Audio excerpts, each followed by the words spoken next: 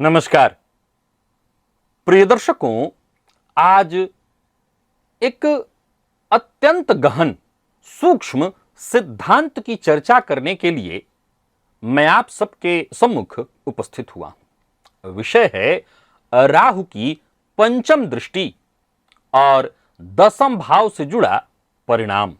क्या है यह सिद्धांत, कैसे काम करता है यह सिद्धांत?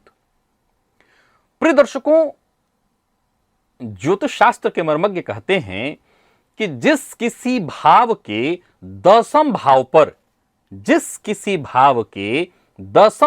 पर राहु की दृष्टि पड़ती है, उस मूल भाव से संबंधित परिणाम को व्यक्ति जब तक परंपरागत तरीके से अलग होकर के, यानी नियमों के विरुद्ध जाकर के कार्यान्वित नहीं करता, तब तक उसे वो उचित सफलता नहीं मिल पाती जिसका कि वो हकदार है। समझ में आया? नहीं आया? इसीलिए मैं बोर्ड लेकर के बैठा हुआ हूं।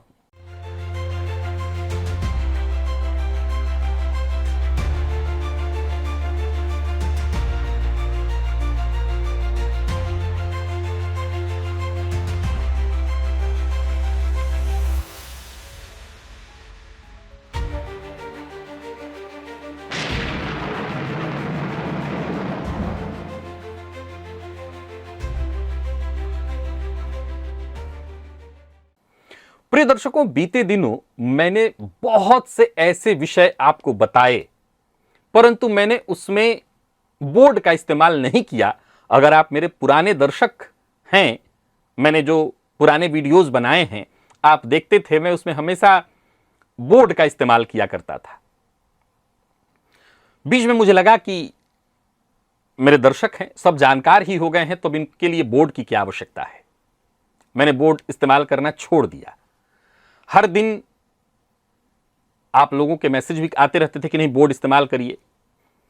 अब नाना प्रकार के जतन करने पड़ रहे हैं कि आपको मैं बोर्ड पर समझा सकूं, बता सकूं। कल मैं एक पॉइंटर लेकर के उपस्थित था, आज मैं एक पुनः डंडा लेकर के उपस्थित हूं।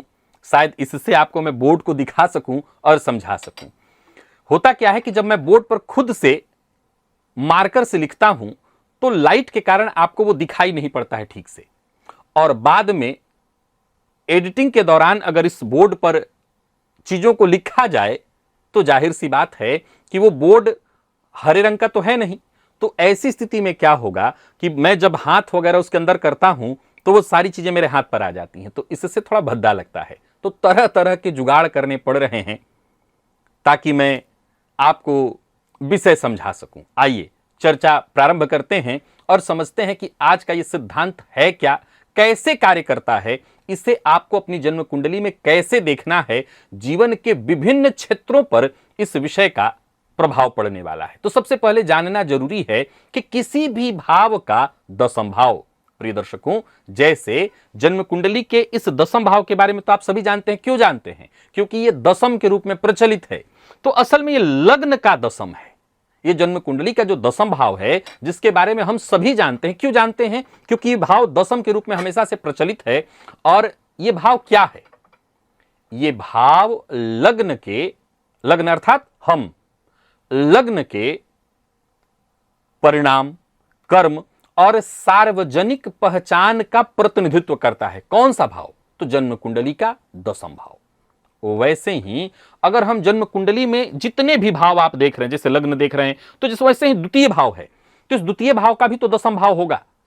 तृतीय भाव है, अगर हमने इसको लग्न बना लिया तो इसका भी तो दसम भाव बनेगा। जैसे हमने अगर दूसरे भाव को लग्न बना लिया तो यहां दसम भाव कौन बनेगा?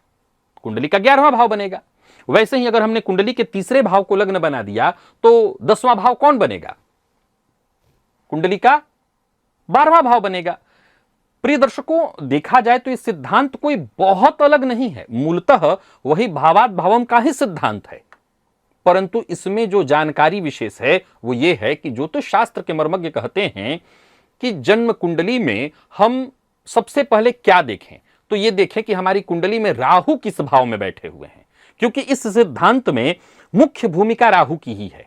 सबसे पहले आपको राहु को देखना है, और राहु के पास 3 दृष्टियां। बहुत से ऐसे लोग हैं जो राहु की तीनों दृष्टियों को नहीं मानते हैं, लेकिन मैं हमेशा से कहता आया हूं कि मैं मानता हूं और आपको बताता भी रहा हूं। तो हमें राहु की 5वीं दृष्टि को देखना है, 7वीं और 9वीं नहीं, सिर्फ 5वीं दृष्टि। अब जन्म कुंडली के जिस किसी भाव पर राहु की 5वीं दृष्टि होगी, वो भाव किसी न किसी भाव का तो दशम होगा। फिर से समझिए, एकदम आसानी से आपको समझ में आ जाएगा। आपकी जन्म कुंडली में राहु कहीं भी बैठे हों, उनकी 5वीं दृष्टि किसी भाव पर पड़ रही होगी। अब जिस भाव पर 5वीं दृष्टि राहु की पड़ रही है, वो किसी न किसी भाव से तो दशम होगा ना। सारा चमत्कार यही है, सारा खेल यही है, सारा विषय यही है। इतना ही मैं आपको समझाना चाह रहा हूं। और अब यह समझाना चाह रहा हूं कि जिस भाव के दशम पर राहु की दृष्टि पड़ रही है, जिस भाव के दशम पर राहु की 5वीं दृष्टि पड़ रही है, उदाहरण आपको बहुत आसानी से कैसे समझ में आएगा, तो लग्न से। यह लग्न है, लग्न से यह 10वां घर है, और अब राहु की 5वीं दृष्टि अगर हमें 10वें भाव पर डलवानी होगी तो राहु कहां होने चाहिए, तो कुंडली के 6ठे भाव में। 6ठा भाव जहां राहु अत्यंत बलवान होते हैं। अब यहां से राहु की 5वीं दृष्टि कहां पर पड़ेगी, तो जन्म कुंडली के 10वें भाव पर। यह क्या कहना चाहता है, यह कहना चाहता है कि जिनकी जन्म कुंडली के 6ठे भाव में राहु की दृष्टि, राहु बैठे हुए हैं, ऐसा बहुत सरल तर्क है, बहुत गंभीरता से कहीं नहीं, आप परेशान मत होइए, समझ लीजिए कि कहना चाहता है कि ऐसा जातक अपने जीवन काल में अपने आप को, क्योंकि यहां से लग्न से 10वां भाव है और 5वीं दृष्टि राहु की 6ठ भाव से 10वें पर पड़ रही है, तो जातक अपने जीवन में खूब सफलता हासिल करना चाहता है तो उसको हमेशा असामान्य तरीका ढूंढना होगा। जो एक प्रचलित नियम है उसे तोड़ने का प्रयास करना होगा। बिना प्रचलित नियमों को, परंपरागत नियमों को तोड़े बिना आप वो बुलंदी हासिल नहीं कर सकते, अपने करियर में वो चीजें नहीं पा सकते जो आपको मिलना चाहिए। इसी तरह से आइए दूसरे भाव को समझ लीजिए, जन्म कुंडली का दूसरा भाव। जन्म कुंडली का दूसरा भाव, अब यहां से 10 घर आगे कहां आएगा, तो जन्म कुंडली के 11वें भाव पर आएगा। ये जन्म कुंडली का जो 11वां भाव है वो आपकी कुंडली के दूसरे भाव का 10वां भाव है। अब अगर आपके राहु की 5वीं दृष्टि उस 11वें भाव पर पड़ेगी तो कहां से पड़ेगी, यहां से पड़ेगी। यानी जन्म कुंडली के 7वें भाव में राहु होंगे तो इनकी 5वीं दृष्टि लाभ भाव पर पड़ेगी। यह सिद्धांत है, इस सिद्धांत को आप समझ लीजिएगा। जैसा मैंने कहा, यह सूत्र हर किसी की कुंडली पर लागू होने वाला है। कोई भी ऐसी कुंडली नहीं जिस पर यह सूत्र लागू ना हो, क्योंकि राहु की दृष्टि कहीं ना कहीं तो किसी भाव पर 5वीं दृष्टि पड़ रही होगी, और जिस भाव पर राहु की 5वीं दृष्टि पड़ रही है, समझ लीजिए कि वो भाव किसी न किसी भाव का 10वां होगा। और जो भाव वो 10वां है जहां राहु की दृष्टि पड़ रही है, ज्योतिष शास्त्र के मर्मज्ञ कहते हैं कि हमें अगर उस भाव को जागृत करना है, जैसे राहु यहां बैठे हैं, एकादश पर इनकी दृष्टि है, तो इसका मतलब दूसरे को हमें जागृत करना है। तो अपरंपरागत तरीके से अगर जातक जीवन में लाभ प्राप्त करने का प्रयत्न करे तो वो खूब धन हासिल करेगा और खूब धन संचित करेगा। ऐसे जातक को जीवन में खूब जोखिम उठाना चाहिए, जोखिम भरा निवेश करना चाहिए, और तब जाकर के वो जीवन काल में, यानी अपरंपरागत तरीका। मैं और कुछ ज्यादा नहीं समझाना चाहता, बहुत अधिक आपको उलझन में नहीं डालना चाहता, सिर्फ एक लाइन में समझ लीजिए कि जो तरीका सामान्य रूप से, तो सामान्य तरीका क्या है, या तो नौकरी कर लीजिए या तो व्यापार कर, ये सामान्य तरीका है।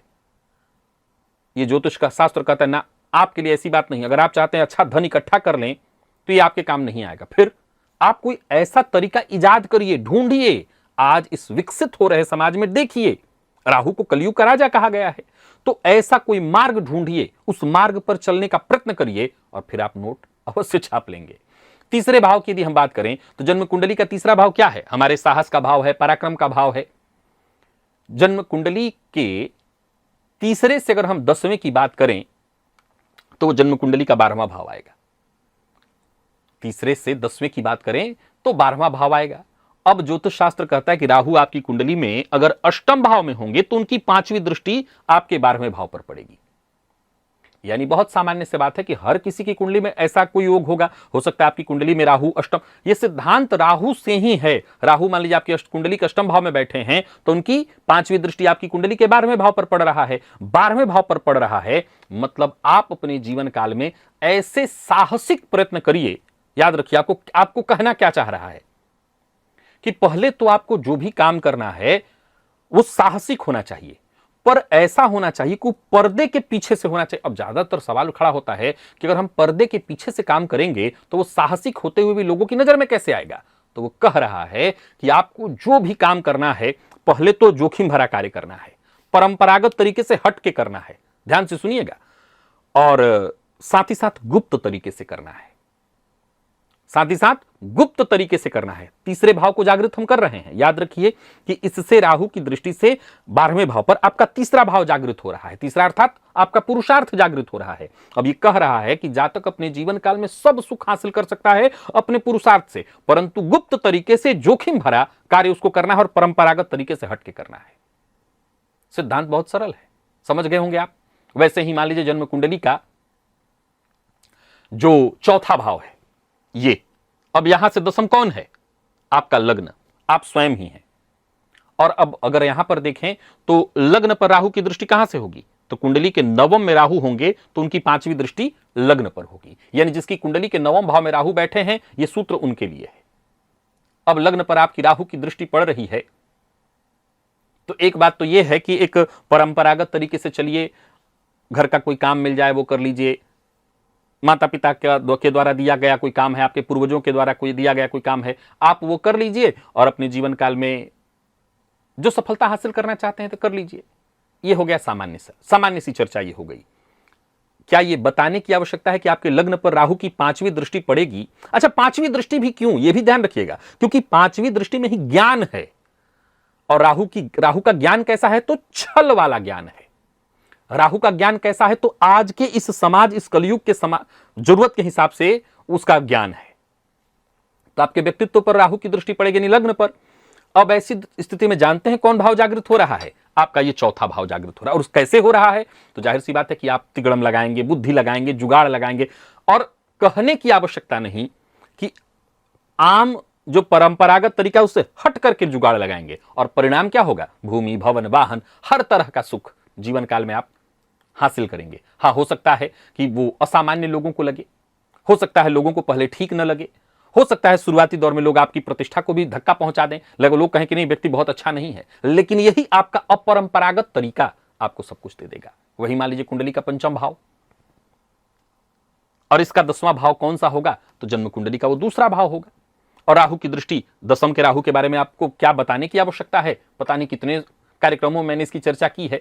तो आपको यह देखना है कि जन्म कुंडली के, देखिए यहां 10 में बैठे हैं राहु, जन्म कुंडली के 10 में राहु बैठे हैं, इस पर दृष्टि डालेंगे और भाव कौन सा जागृत होगा? ये। इस सूत्र का बताने का अर्थ यही है। केवल राहु के 5वीं दृष्टि की मैं चर्चा नहीं कर रहा हूं, मैं कह रहा हूं कि 10 में यहां बैठे हैं राहु, 5वीं दृष्टि डालेंगे द्वितीय भाव पर और भाव जागृत होगा आपकी कुंडली का 5वां। अच्छा, 5वां जागृत होगा तो क्या होगा? आपको पता है, दशम के राहु जब होंगे तो आप नाना प्रकार के काम, मैं हमेशा कहा करता हूं ऐसा जातक राजनेता बन सकता है। अब द्वितीय भाव पर दृष्टि डालेंगे तो आपकी वाणी भी थोड़ी सी ऐसी होगी, डिप्लोमेटिक। और इससे होगा क्या? तो जाहिर सी बात है कि जब धन होगा, वाणी होगी, तो एक नया सृजन होगा, आपकी बुद्धि असाधारण हो जाएगी। याद रखिए कि जब आप कुछ ऐसा करेंगे, भाई आपके पास ज्ञान है, किसको पता? किसी को पता है? नहीं।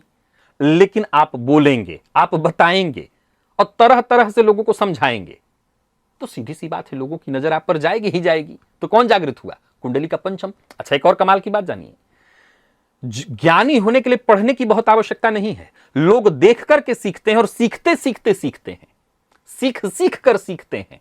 तो सीधी सी बात है कि जब दूसरे भाव पर राहु की दृष्टि होगी तो आप बोलेंगे, लोगों से जुड़ेंगे, मिलेंगे, आपके बातचीत का तरीका, तो और ज्ञान बढ़ेगा। तो 5वां कौन जागृत हुआ? कुंडली का 5वां। वैसे ही हर भाव, अब मैं पूरा भाव ना बताऊं तो वीडियो बहुत लंबा बन जाएगा, और पूरा भाव ना बताऊं तो लोग कहेंगे आपने सब नहीं बताया। मूल बस इतना ही जान लेना है कि एक और भाव और मैं आपको बता देता हूं ताकि और मतलब हो जाए, लेकिन बस इतना ही समझ ले। मान लीजिए राहु आपकी कुंडली के एकादश भाव में बैठे हुए हैं। राहु आपकी कुंडली के एकादश भाव में बैठे हुए हैं, दृष्टि कहां होगी? यहां। और भाव कौन सा जागृत होगा? ये वाला। कमाल है ना। राहु यहां बैठेंगे, पांचवी दृष्टि यहां डालेंगे, भाव जागृत कर देंगे छठा। ये बहुत रॉकेट साइंस नहीं है, आप समझ गए होंगे ना। जन्म कुंडली का जो 11वां भाव है वो काम त्रिकोण का पंचम है। राहु वहां बैठ करके कहां पर दृष्टि डालेंगे अपनी पांचवी? तो काम त्रिकोण के नवम पर। और उससे जागृत कौन होगा? तो धन त्रिकोण का नवम। प्रिय दर्शकों, ये सब मैं बता चुका हूं आप लोगों को। सिद्धांत जितना गहराई के अंदर आप लेकर के जाएंगे, एक नया सिद्धांत वहां से निकलेगा। ये भावों का संबंध मैंने आपको बता रखा है, चारों त्रिकोणों के बारे में बता रखा है, और यहां से राहु देखिए दृष्टि डाल रहे हैं तीसरे पर और जागृत कर रहे हैं छठे को। छठा भाव क्या है? आपका संघर्ष, आपकी प्रतिस्पर्धा, आपकी प्रतियोगिता। और ये कह रहा है कि अपरंपरागत तरीके से जातक जीवन में जितना जोखिम लेगा, असाधारण रणनीति बनाएगा, उतना ही वो जीतता चला जाएगा। उसका हाथ पकड़ने वाला कोई नहीं होगा। ऐसे ही आपको बहुत ज्यादा इसमें दिमाग नहीं लगाना। ये देखिए कि आपकी जन्म कुंडली के किस भाव में राहु बैठे हैं। जिस भाव में आपके राहु बैठे हुए हैं, जिस भाव में आपके राहु बैठे हुए हैं, वहां से उनकी पांचवी दृष्टि देखिए। और वो जिस भाव पर पांचवी दृष्टि डाल रहे हैं, उसी भाव को आपको सारा खेल वहीं से होने वाला है। और हर भाव से मैंने दसम को समझा दिया है। भाव दृष्टि डालेंगे यहां और भाव जागृत होगा यहां। तो आशा करता हूं आज का विषय आपको समझ में आ गया होगा, भली भांति आ गया होगा। लगभग मैंने 6 भावों को समझा दिया। 6 भाव इसलिए छोड़ दिए कि अब एक ही बात को समझाने का कोई मतलब नहीं, वही अपरंपरागत तरीका, बार बार एक ही बात बोलना है। मेरे दर्शक हैं आप, तो इतना तो समझदारी आपको होगी। बाकी अगर नए हैं तो पुराने वीडियो जाकर के देखिए। मैंने ज्योतिष की इतनी बातें बता दी है, इतने विषय मैंने समझा दिए हैं, आपको किताब की आवश्यकता नहीं होगी। ये मेरा दावा है। ज्योतिषी न बन जाए तो मुझे कहिएगा। आज के लिए बस इतना ही, इजाजत दीजिए। पुनः मुलाकात होगी, तब तक के लिए नमस्कार।